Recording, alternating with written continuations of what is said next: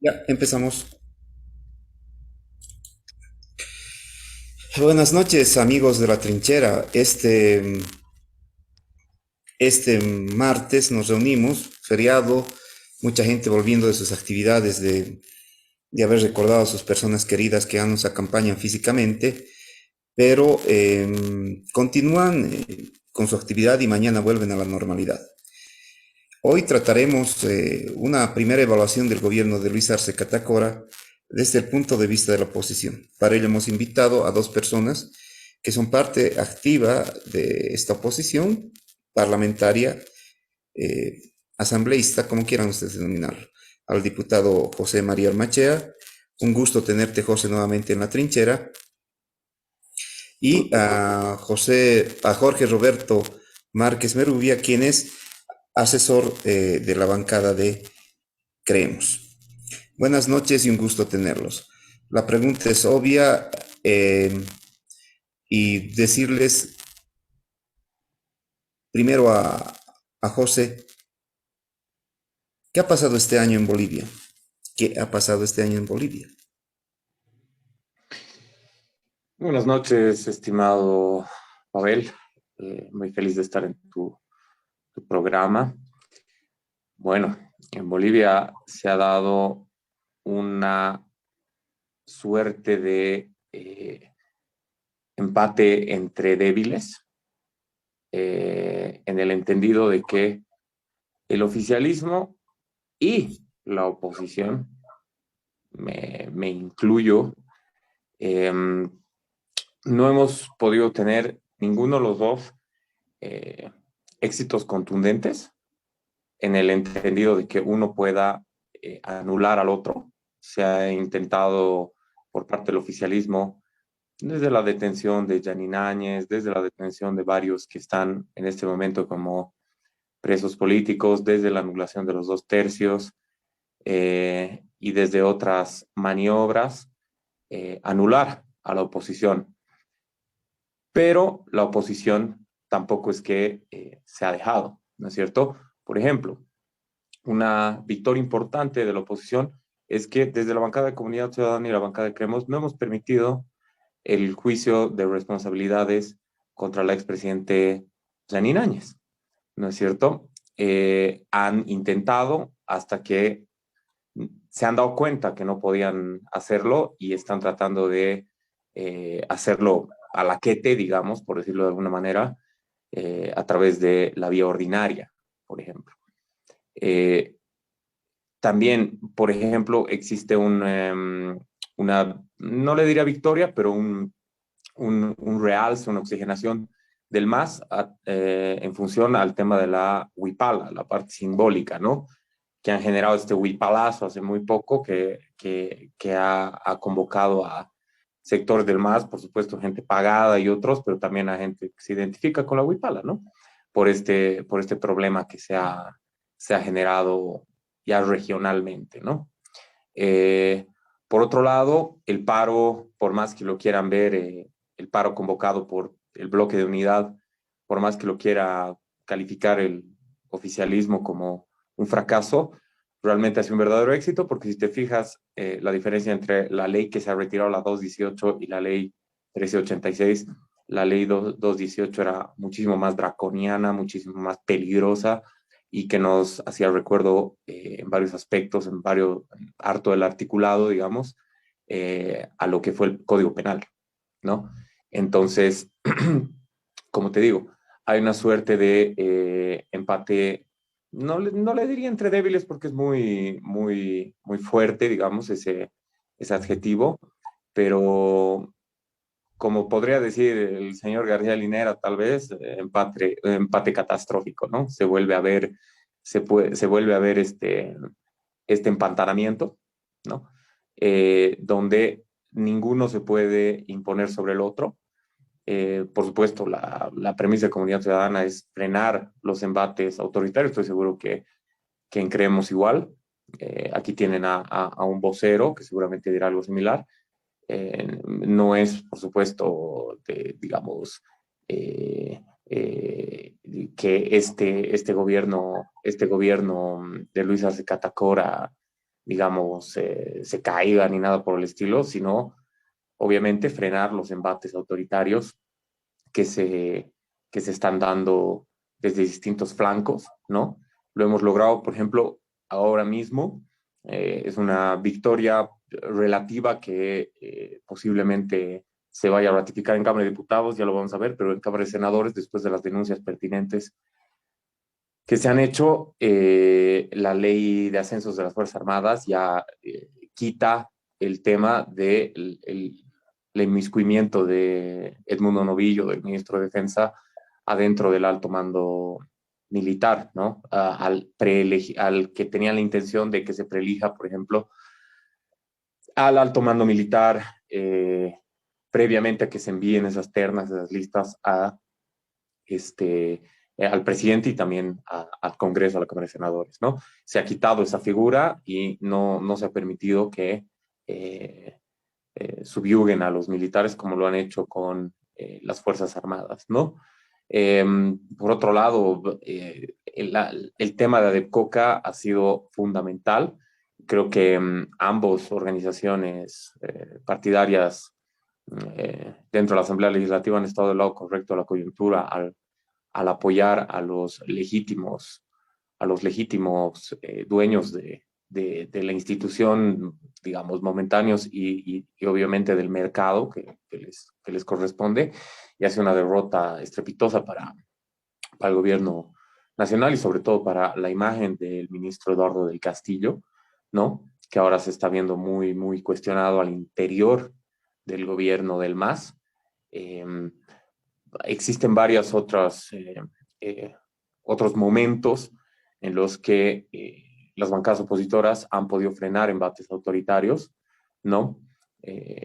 Ha habido un paquete de leyes, por ejemplo, bastante draconianas y que se quería impartir un estado policial de una u otra forma, que se han frenado en el Congreso, pero no desde el ámbito de poder, por ejemplo, mandar, no sé, un recurso constitucional al TCP y que nos hagan caso, sino simplemente con las alertas tempranas que hacemos, con las alertas a la población para que la población pueda coordinar y pueda también escuchar estas alertas y se pueda organizar y pueda frenar esto por el temor del gobierno a represalias en la calle, ¿no?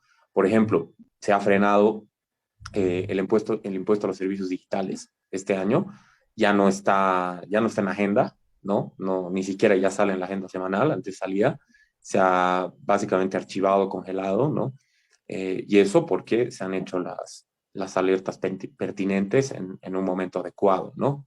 Obviamente han existido otros proyectos de ley que a ambas bancadas nos lo han enchufado, ¿no?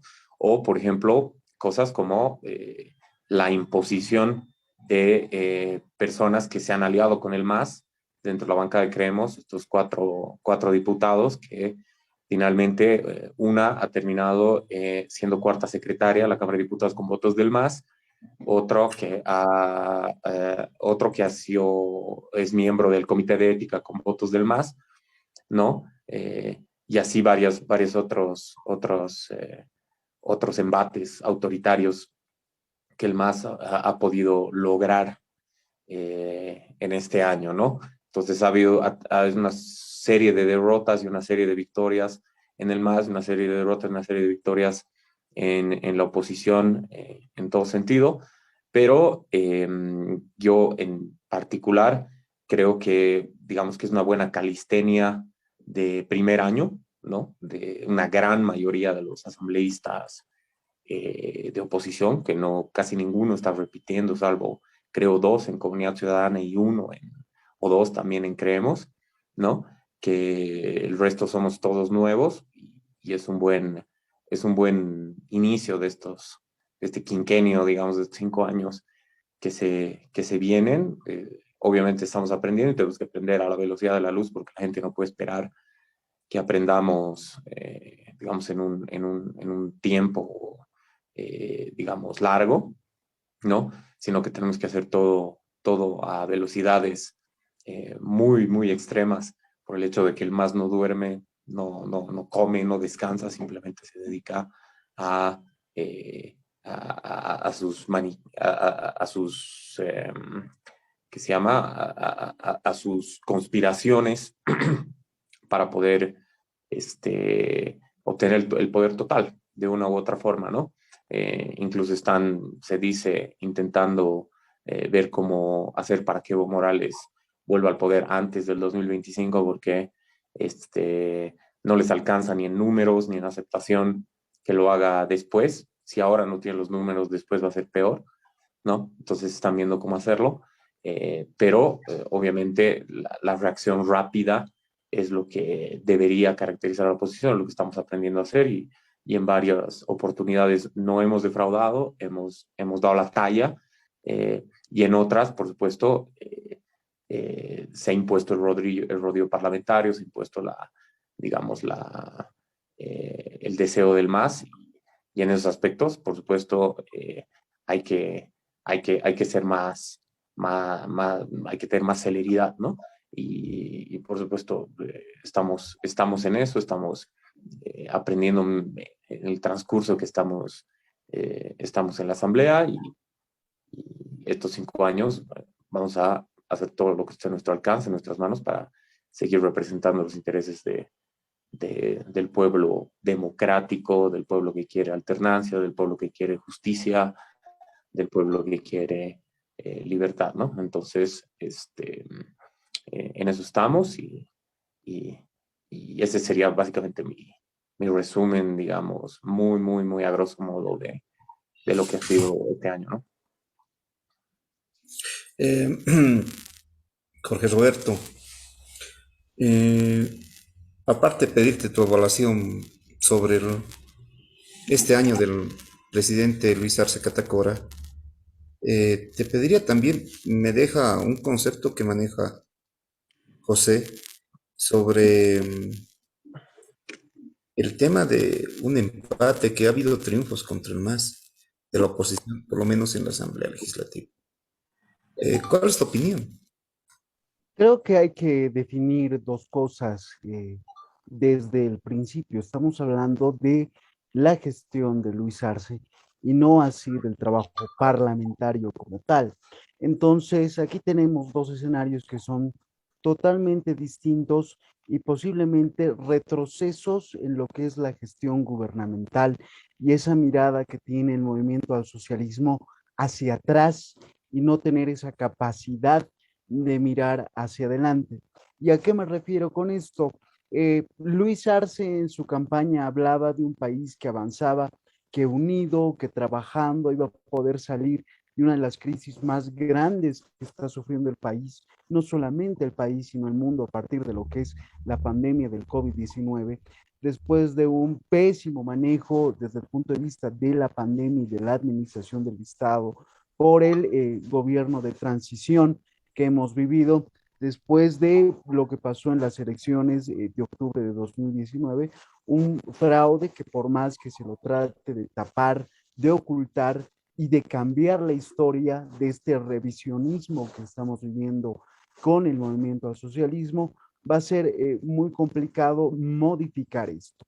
Entonces, tras ese discurso de campaña, llega Luis Arce a la presidencia donde tiene como base, y esto se lo ha dicho incluso y es la propaganda habitual gubernamental, la economía, a tal grado de que tenemos un presidente que sale muy poco a los medios de prensa y que terminó contratando un vocero que no sé si hace su papel de vocería como debería, ¿no? Básicamente eh, es un analista más en los medios de comunicación que mueve de una manera, no sé si muy inteligente, la propaganda del régimen como tal, en una muy poca coordinación que hay entre el Ministerio de la Presidencia, la viceministra de Comunicación y el vocero como tal.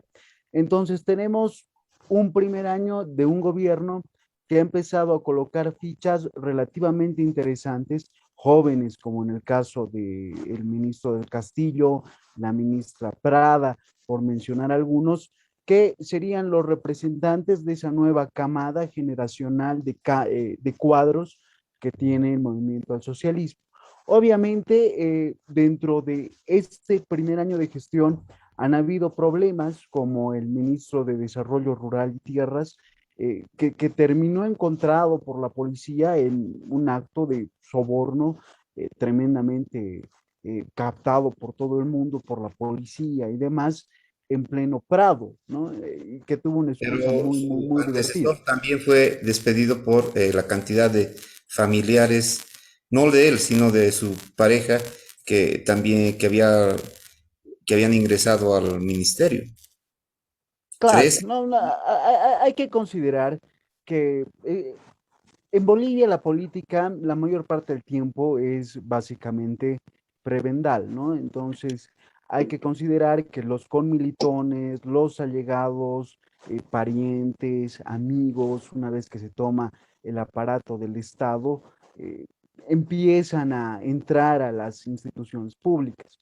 Sin embargo, no nos debemos olvidar de que la política te exige tener cierto tipo de capacitación. Y aquí el mes de octubre nos muestra, por ejemplo, un gobierno que ha tenido que lucharla desde un punto de vista logístico y ha tenido algún tipo de retrasos, a veces por culpa propia como por culpa externa, en el tema de la vacunación masiva. Las vacunas que estaban a punto de vencerse el día de ayer o que se vencieron ayer, las abrieron para una tercera dosis a gran parte de la población. Ahora no se sabe si va a haber se va a extender la idea de la tercera dosis, lo dijo el ministro de Salud. Entonces, estamos en un pequeño, gran problema de que administrar el Estado no resulta o no se pensaba que era tan fácil en las condiciones en las que estamos. Se ha hablado de la reactivación económica, pero todo sigue igual. El Estado está muy pesado, el gobierno está intentando hacer algo, quiere, por ejemplo, invertir, aumentar el gasto público, este es el término, y la economía boliviana tiene la suerte aún de que la informalidad, que es una porción muy grande de la sociedad como tal, pues va moviendo el mercado. Y grandes ejemplos de esto son, por ejemplo, la feria del 6 de julio, el contrabando que nos ingresa de absolutamente todo lo que podamos imaginar en unas fronteras muy grandes.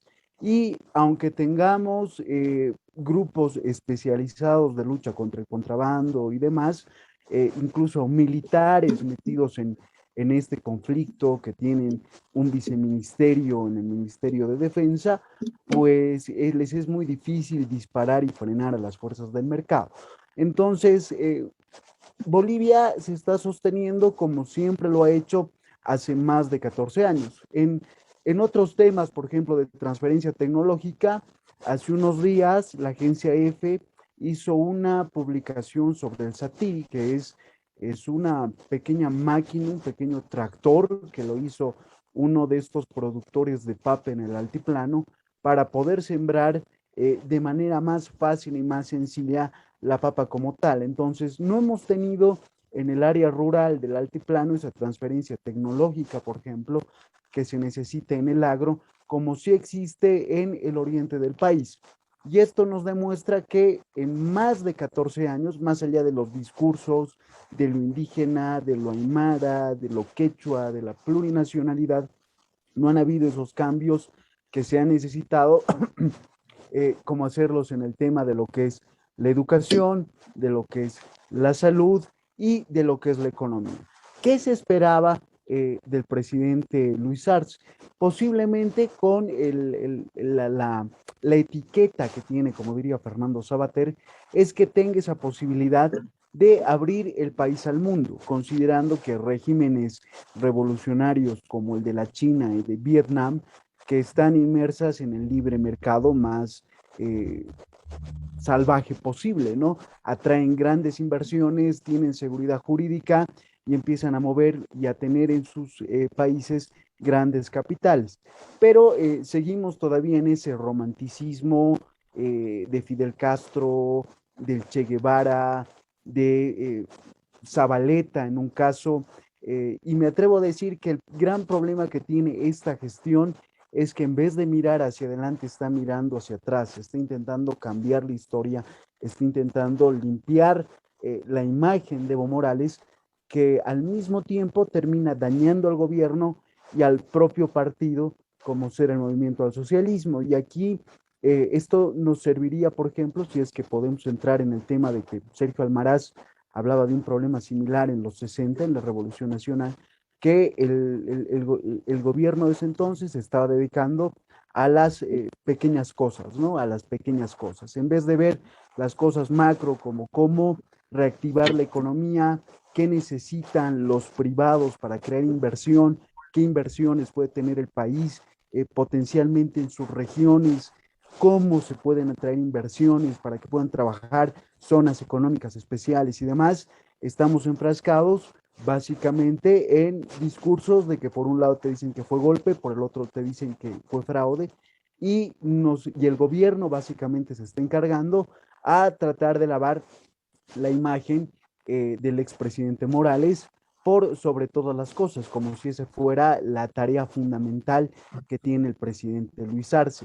El mes de octubre ha sido un mes posiblemente catastrófico para el gobierno como tal, porque se vienen las derrotas grandes, la ley de ganancias ilícitas, que la terminan retirando, el conflicto de Abdecoca, una mala jugada del ministro de gobierno, que termina pues haciendo retroceder al gobierno en esta su idea de poder manejar el mercado de la coca como tal en La Paz. Y así sucesivamente a estos errores, el no cálculo, la no socialización, el hecho de pensar que tener el 55% era tener vía libre para hacer lo que te daba la gana en este régimen revolucionario de planificación central que intenta controlarlo todo, se han dado cuenta que la sociedad boliviana pues se va moviendo de acuerdo a lo que el bolsillo manda. Y lo de la ley de ganancias ilícitas y esta próxima abrogación que abre un paro nacional el 8 de noviembre, nos muestra de que gran parte de la economía del país está y tiene sus fuertes cimientos en lo que es la informalidad.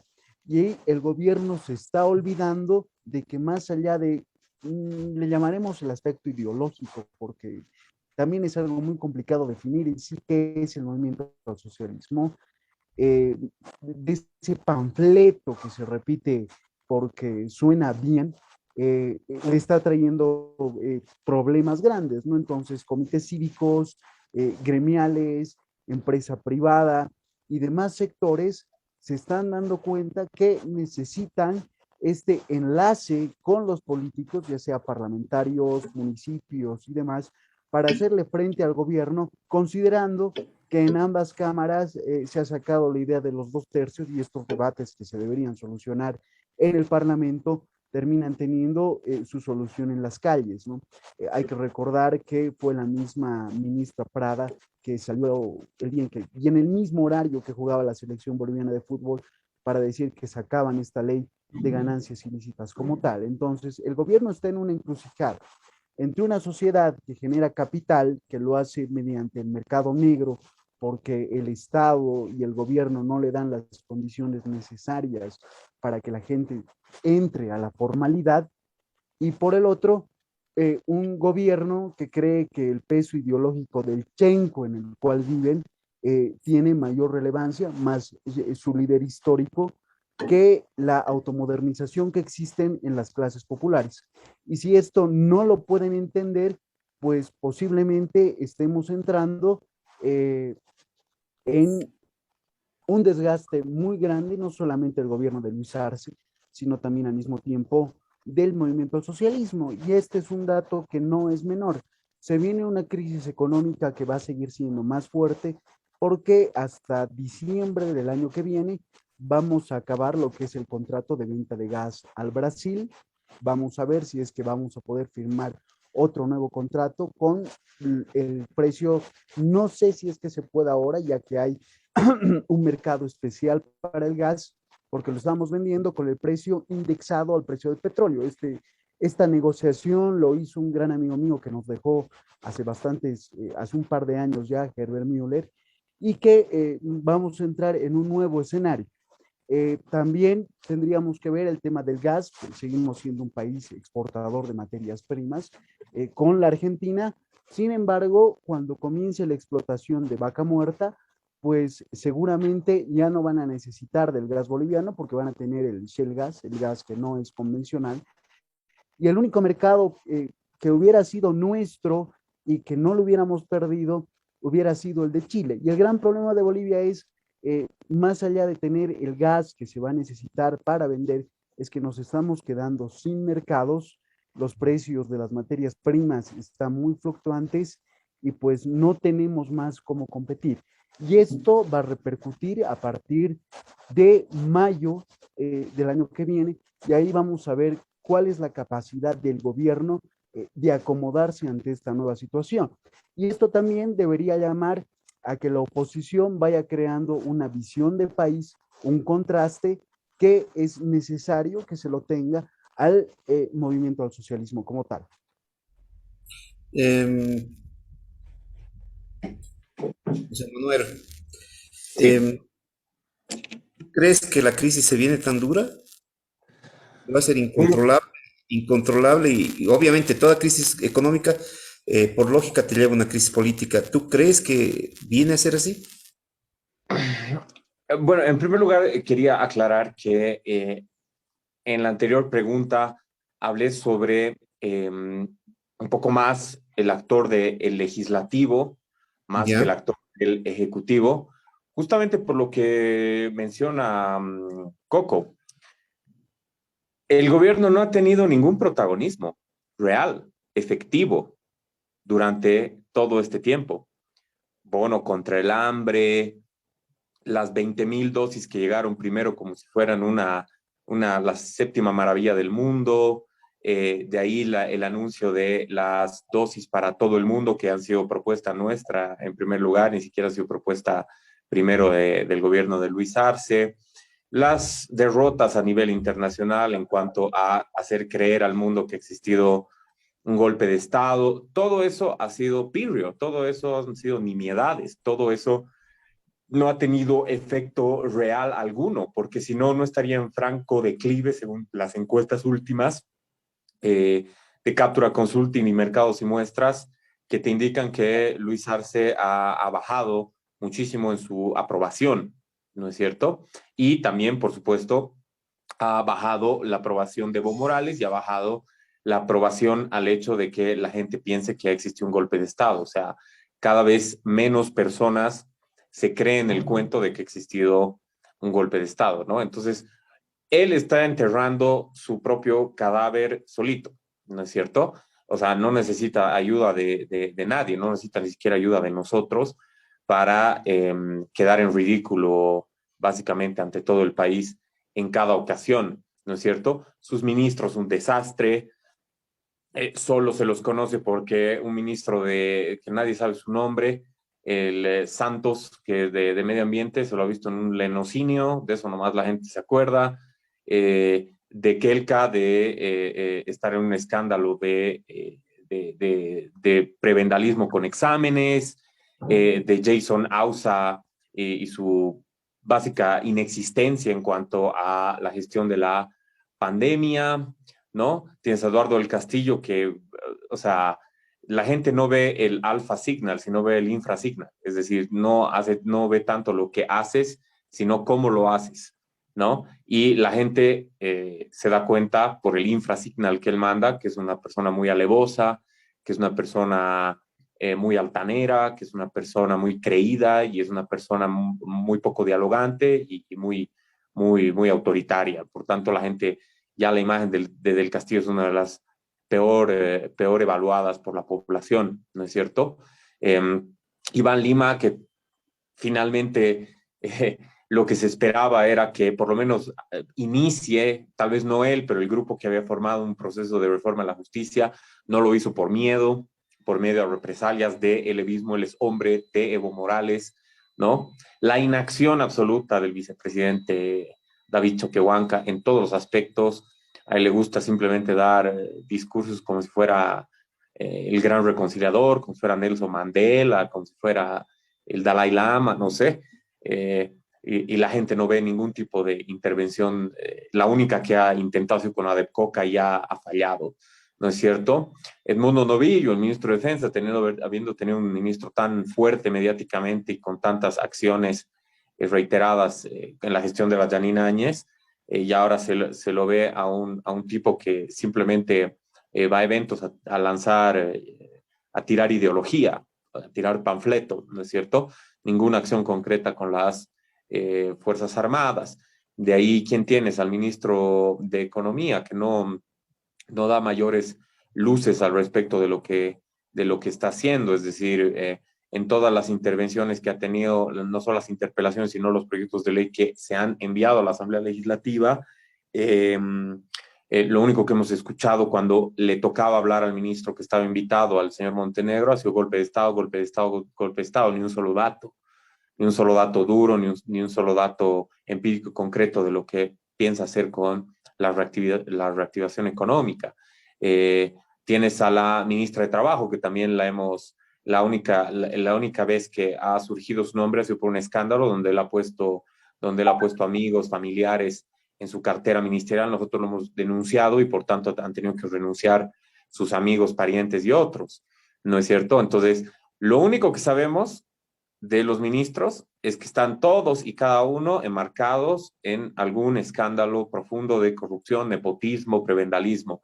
No hemos sabido absolutamente nada más de ellos y eso que le hemos interpelado a todos y a cada uno a través de peticiones de informe oral, donde hemos asistido, les hemos hecho los cuestionamientos y con lo único que han salido, estimado Pavel, estimado Coco, ha sido con, no, lo que pasa es que golpe de Estado, nada más, literalmente, nada más, ¿no? Entonces, por supuesto, pues que no hay mucho que decir sobre la gestión de Luis Arce Catacora, que le está calentando el asiento de Evo Morales.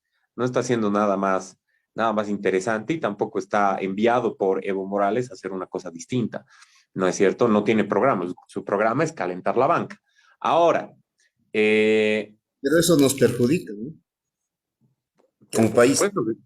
Por supuesto que nos perjudica como país. Él tenía una etiqueta, como decía Coco, de el superministro, de superluchín, del Chuquiago Boy, como le decían, ¿no?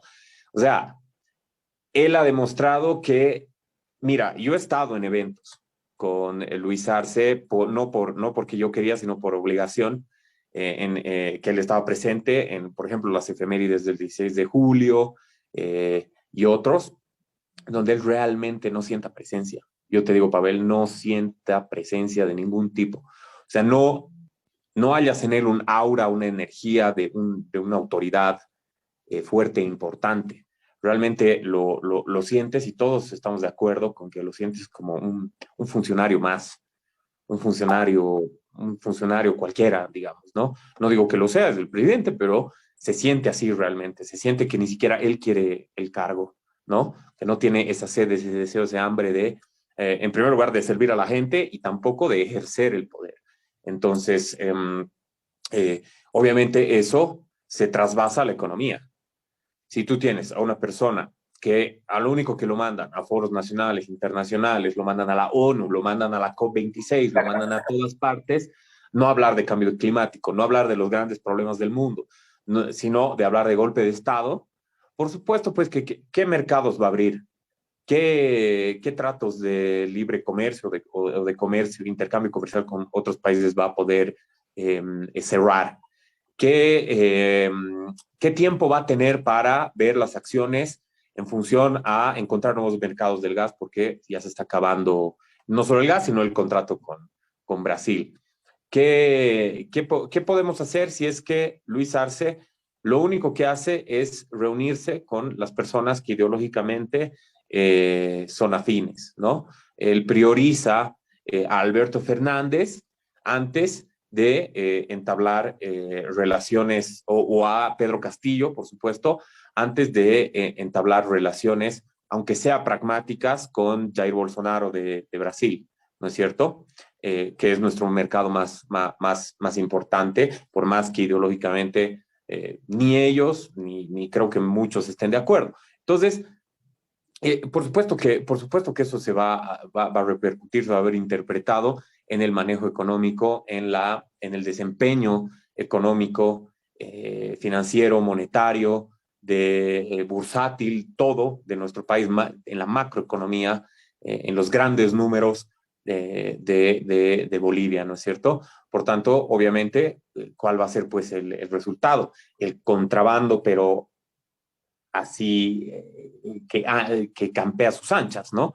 Que es la respuesta, como decía Coco, de manera informal, a la urgencia de movimiento económico, de circulante, de abastecimiento y otros, que no lo está pudiendo generar el gobierno del MAS, que me da la impresión, creo, Pavel, que está tratando de resolver y de apagar incendios, ministerio por ministerio, cartera por cartera, sector por sector, que ha dejado Evo Morales.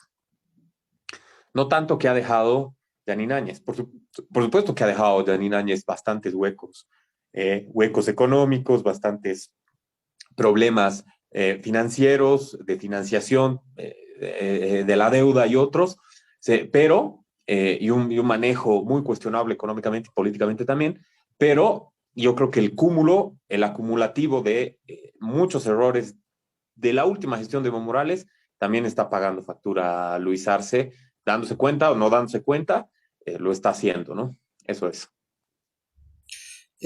Jorge, te quiero hacer una pregunta. Obviamente, para eso estamos en este programa, tú dirás, ¿por qué fracasó el relato del golpe de Estado? ¿Por qué no impactó en la gente? Fácil. Vivimos, a ver, a diferencia de la etapa stalinista donde eh, Stalin pudo tratar de cambiar la historia, modificar fotos, sacar a Trotsky de la revolución, convertirse en el heredero máximo de Lenin. Vivimos ahora en la era de la información y todo queda en un archivo A, B, C o D. Con estos teléfonos chinos, como el mío, tenemos acceso a la información de una manera fugaz, rápida, y lo único que necesitamos es googlear. Ahora, hay un gran problema en el que se ha metido el gobierno, que es este revisionismo histórico sin sentido. En vez de hablarnos del futuro, de ir hacia adelante, de ver perspectivas de cómo el mundo se mueve y qué deberíamos hacer nosotros, porque somos una provincia pequeña olvidada del planeta, eh, lo que están haciendo es tratar de modificar y cambiar la historia. No sé si a largo o corto plazo esto tenga algún acierto evidente, porque no tiene ningún tipo de sentido. Ahora, posiblemente, y aquí está el detalle que no debemos olvidar, es que se está pensando de que en determinado momento van a poder jugar a la idea binaria de amigo-enemigo, bien de la revolución movimentista del 52, pero sin tener un Carlos Montenegro que nos hable de nacionalismo y coloniaje, ¿no? Que nos diga cuál es la nación y cuál es la antinación. Posiblemente en un escenario totalmente distinto del siglo XXI, donde todos estamos interconectados, sin ir muy lejos. En un periódico salió algo muy interesante, ¿no? Halloween, por lo menos en Villa Victoria, fue un éxito, ¿no? Y estamos hablando de Villa Victoria, no estamos hablando de San Miguel ni de la zona sur, ni qué decir lo que fue la Pérez Velasco y el Prado, cuando toda la gente salió disfrazada con niños guaguas y demás para pedir dulces y demás. Ya son apropiaciones culturales de que la sociedad boliviana ya vive pues en un mundo interconectado y que se pliega a estas modas que existen en el mundo, cosa que el gobierno no está entendiendo y quiere poner un discurso que no sé si ya tenga algún tipo de sustento válido, ¿no? El discurso indigenista, pachamamista, paz y amor, el respeto a la naturaleza, cosas que suenan muy bien, pero que no tienen absolutamente nada que ver con la realidad en la que estamos viviendo. De hecho, gran parte de la economía boliviana se sustenta con la exportación de materias primas, en este caso la del gas, y esos 14 años que se supone hubo una muy fuerte economía, este modelo económico, productivo, popular, bla, bla, bla, bla, bla, se debió a lo que siempre hizo el país, ¿no? Exportar materias primas como tal. Entonces, lo que quieren, porque a gran parte de la sociedad latinoamericana y al boliviano también le gustan las víctimas, es tratar de victimizarse un poquito más ante la falta de gestión, ante la falta de apertura, ante la falta de visión panorámica, de saber qué está pasando en el mundo y qué deberíamos hacer nosotros y cuáles son las respuestas que quiere la sociedad boliviana. Y aquí, como el Estado y el gobierno tardan mucho en dar esas soluciones, pues la gente va y las hace casi de manera automática. El contrabando, los mercados informales, el mercado negro, el no necesitar del Estado para comerciar. Eh, Bolivia, los aymaras y los quechuas son altamente comerciantes, están conectados con el mundo. Lo que se conoce en La Paz, por ejemplo, como la burguesía chola, que bailen el gran poder y demás. Se hacen los trajes en la China y los loguitos que le ponen en la ropa los hacen con láseres. Y son trajes hechos uno a medida, especiales y demás. Y es una competencia que tienen internamente entre ellos, ¿no? Los prestes y demás nos muestran que existen grandes capitales, los cholets, los famosos camiris que viven en el alto, son eh, una burguesía que está creciendo, que ya está teniendo ese intercambio de capitales, como diría Pierre Bourdieu, y que no necesita el Estado. Es más, supongo que ellos ven al Estado como algo que los perjudica en vez de ayudarles a que sean lo que son. Y esto nos vamos a dar cuenta de que se repite en gran parte del altiplano boliviano. Hemos visto que se han hecho prestes bastante interesantes, donde las estrellas del preste han sido estos grupos internacionales que han llegado a Bolivia, que ni siquiera un concierto para el público, sino para la gente que iba a estar ahí en el preste bailando y pasándola bien. Entonces, esto es lo que el Estado no está viendo, lo que el gobierno no está viendo, esta automodernización de las clases populares, y siguen jugando en el discurso ideológico pesado, cansino, posiblemente en la década de los 70, teniendo a sus máximos referentes como a Castro y el Che Guevara, olvidándose, por ejemplo, de que en el caso chino económico, Mao está para la foto como Ho Chi Minh en Vietnam, y que el mundo cambia y que está en constante cambio, pero el dogma parece ser más fuerte que la realidad como tal. Y esto la gente lo vive todos los días, no necesitas explicarle cómo es la realidad. Y lo hacen. Y es por eso que estos discursos que quieren cambiar la historia, que quieren modificarla, pues terminan teniendo un freno y no terminan teniendo su aceptación en gran parte de la población y más aún en estos sectores populares que están empezando a generar, a llenar sus bolsillos y por ende a ser una clase que de aquí, dígase, a una gran cantidad de años y de tiempo, posiblemente se interesen en entrar a la política como tal. Y aquí va a tener el movimiento del socialismo una porción de la población que va a tener que encantar con su discurso y y este sector de la población está cautivo para cualquier partido político que en este momento esté en el país. Obviamente tenemos que considerar de que en Bolivia, como en América Latina, nos encantan los caudillos, ¿no? Como diría Thomas Carlyle, el mundo necesita de héroes. En Bolivia nos encantan mucho los héroes, no solamente en política, sino también en el fútbol y en todo aquello que podamos imaginar.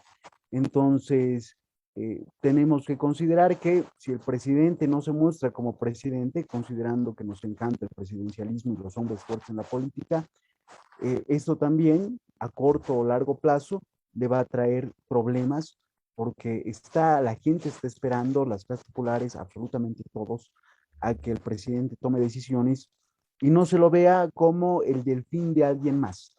Y si se lo va a seguir viendo como el delfín de alguien más o que está ahí para defender los intereses de una tercera persona, dígase Evo Morales, pues este proyecto de poder que tomó que nació con Evo Morales, posiblemente vaya a ser también sepultado por el mismo Evo Morales y por no saber leer la realidad, por no saber leer que todo en política tiene un tiempo y que hay que dejar que las cosas o que el partido y los cuadros pues continúen adelante. Y esto también es un aliciente para la oposición para que se conformen con partidos como tal. Considero personalmente que los partidos que hay, no solamente a nivel nacional, sino subnacionales en municipios y gobernaciones, son clubes de amigos. Incluso el movimiento al socialismo es el club de fans de Evo Morales, como creemos puede ser el club de fans y de amigos de Luis Fernando Camacho, Comunidad Ciudadana, el club de fans de, bueno, el octogenario Carlos Mesa. Entonces, hay que considerar estas cosas y es hora de que la política vuelva, uno, a ser aceptada por la población y que vayan demostrando de que pueden hacer dos cosas. Política desde el punto de vista discursivo, una nueva visión de país, y por el otro, gestión.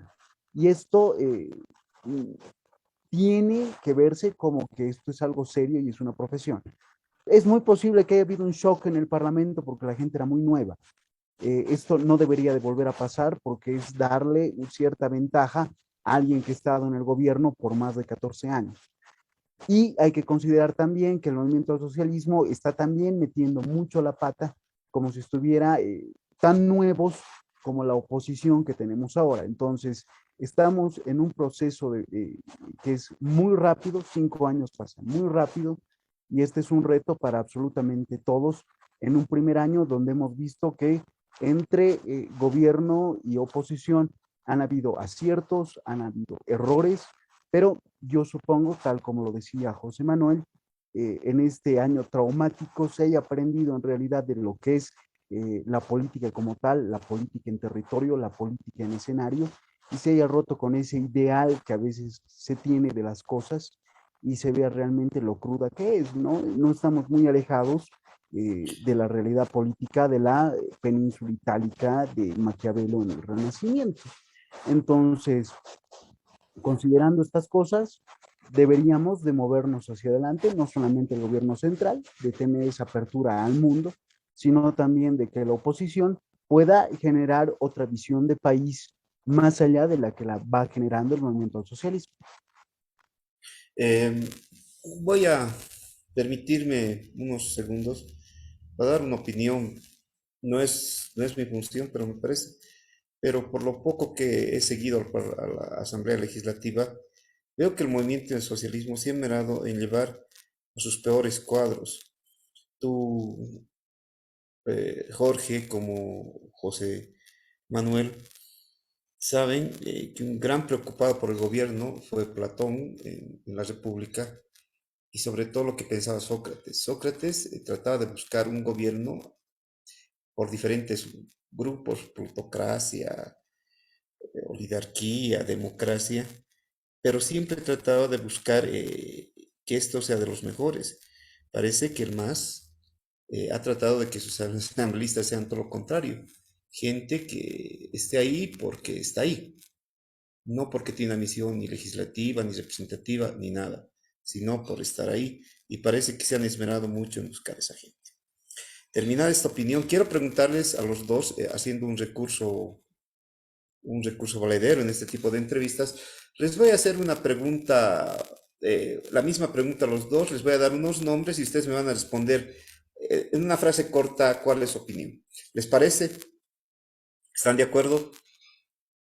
Claro, claro, no hay ningún problema, venga.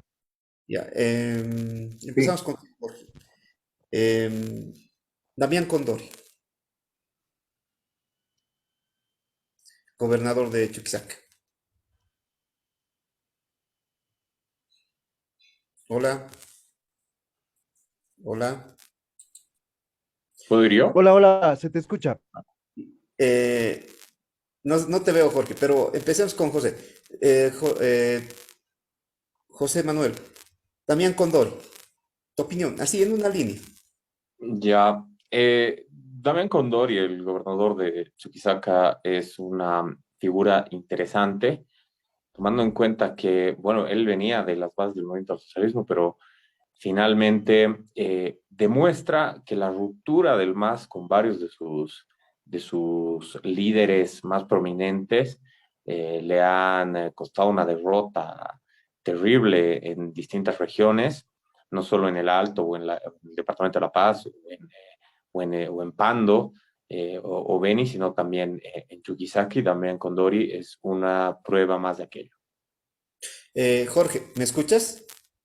Jorge, Sí, sí, sí, se te Eva escucha Copa. claro. Eva Copa. ¿Qué concepto de Eva Copa en una línea? ¿Puedes volver a repetir, por favor? Eva Copa, ¿cuál es tu concepto de Eva Copa? Bueno, Eva Copa viene y sale de lo que es el movimiento al socialismo después de haber tenido la presidencia de la Asamblea Legislativa Plurinacional. Llega a la alcaldía de la Ciudad del Alto con un partido que ni es suyo, que es de Leopoldo Chuy, que básicamente es Jalaya, y que ahora pues es alcaldesa, pero no tiene partido. Y esto es lo peligroso de la política. Tenemos a líderes, tenemos a caudillos, pero que carecen de partido y que carecen de estructura.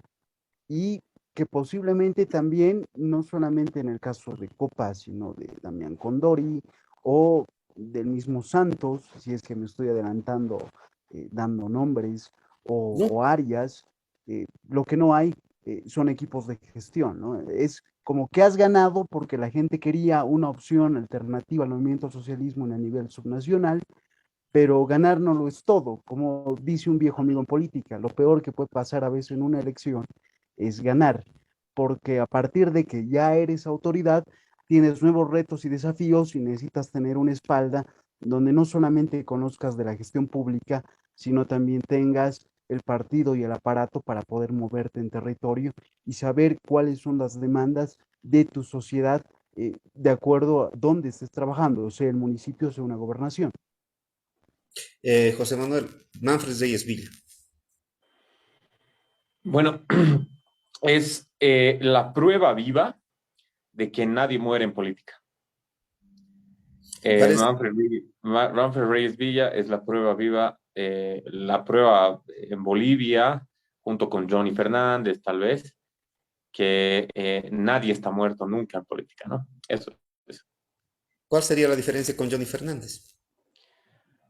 Bueno, la diferencia con Johnny Fernández, me parece, es que Manfred Reyes Villa, por más maniatado que esté por los casos que le están queriendo implantar y los intentos de derrocarlo antidemocráticamente, él está mucho más comprometido con las ideas opositoras, las ideas no masistas, por decirlo de alguna manera, que Johnny Fernández, que es básicamente la versión tropicalizada de Evo Morales en Santa Cruz, ¿no?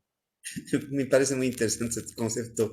Eh, Jorge, eh, tu opinión sobre Iván Arias.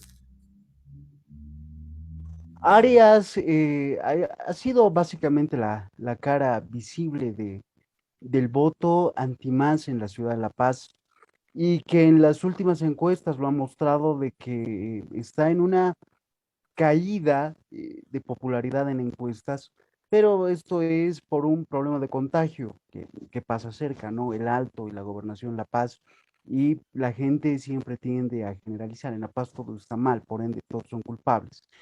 Tiene grandes desafíos, como es gestionar una ciudad, que es algo muy diferente a un ministerio, y ojalá que tenga el equipo necesario, más allá de los problemas que tiene. Ha sido y es una persona bastante interesante, pero tiene ciertos problemas políticos como en el Consejo, que todo el mundo creo que ya lo conoce y que es hecho muy público y que se necesita orden. O sea, son líderes sin partido, son líderes sin aparatos. Y a partir de ahí, el carisma, los buenos tipos que sean y demás, tienen un límite, porque gestionar una ciudad es tarea de un equipo y no solamente de una persona. Y si eso no lo pueden definir bien, pues puede ser que entre en un conflicto bastante grande y largo hasta su fin de gestión. La El, política va más allá del carisma, ¿no? les hago ahora del otro lado, José, José Manuel, Eduardo del Castillo. Me parece que Eduardo del Castillo es probablemente el peor ministro de todo el gabinete de Luis Arce Catacora. ¿Y por qué digo que es el peor? Porque si bien todos son malos, él se esfuerza en demostrar lo malo que es en medios de comunicación. Es decir, todos los demás son malos, pero como saben que no están bien, como saben que están mal, como saben que ni siquiera adentro del MAS los califican de manera positiva, se quedan callados, no dicen nada, no salen a medios de comunicación. Pero Eduardo del Castillo lo hace mal y además insiste en salir en medios de comunicación enterrándose a él mismo de una manera peor, ¿no? De lo que podría hacer si es que, obviamente, su cartera es bastante mediática, bastante polémica, bastante, digamos que normalmente está en primera plana, pero un mal ministro o que está teniendo problemas intestinos, está teniendo problemas de gestión, está teniendo problemas con su propio gabinete, su propio presidente, con su propio partido, hace todo lo posible para resolver sus problemas sin necesidad de levantar banderas, digamos, dentro de lo que es los medios de comunicación. Y ese es su gran error y que lo va a llevar a su muerte política, ¿no? Eh, Jorge, Iván Lima. Iván Lima iba, bueno, Iván Lima comienza como ese soplo de frescura que necesitaba un Ministerio de Justicia. Teníamos el perfil de un abogado bastante interesante que incluso tenía un programa de radio junto con Yerko Illich, debatían, analizaban, parecía alguien totalmente independiente. Sin embargo, la realidad no solamente del autoritarismo gubernamental o de las presiones que hay de las facciones evistas dentro del movimiento al socialismo, terminan haciéndole cambiar de discurso, ¿no? No podemos olvidar que es la misma María Galindo que en una entrevista nos muestra las falencias que tiene el ministro como tal y se termina acoplando a lo que es el discurso mayoritario del MAS. Entonces, Iván Lima se lo puede definir como ese soplo de frescura que necesitaba la justicia, que duró muy poco, ¿no? Al final tuvo que alinearse a los intereses partidarios, casi sectarios, en vez de ver el panorama más amplio y tratar de hacer esa reforma de justicia que tanto necesita el país, que porque y aquí esta es una crítica al gobierno bastante fuerte, seguimos jalando esos problemas de la colonialidad, de la retardación de justicia, que no creo que se vaya a modificar en 90 días, en 5 años, con suerte lo haremos en unos 200, 300 años, cuando seamos un país un poquito más institucional, pero fue eso, ¿no? Fue una gaviota que quiso hacer verano. Eso es Iván. Hemos cumplido el tiempo. Quiero agradecer a Roberto, quien es asesor, quien es analista político, nos aclara, asesor político y no tiene una vinculación concreta. Y me escribí, me dijo, no, antes muerto que ser funcionario público. Bueno, respeto el criterio de Jorge. Agradecerte, Jorge, agradecerte, José Manuel, amigos y de estima, de mucho tiempo, de mucha recorrida. Obviamente soy mayor que ustedes, pero es un gusto siempre hablar con ustedes cuando se encuentran en este ámbito, pero también en cafés, en la calle, porque siempre es bueno saber lo que ustedes piensan. Agradecerles y en este día feriado que se den un tiempito para recordarles. Una vez más, puntualizo que este programa ha sido grabado por motivos técnicos y que es auspiciado por Librería Subterránea, quien esta semana nos presenta este libro de Ernest Mandel, que se llama eh, Significado de la Segunda Guerra Mundial, donde nos habla lo que ha significado toda la Segunda Guerra Mundial y cómo ha sido un factor revolucionario, contrarrevolucionario para todo el mundo.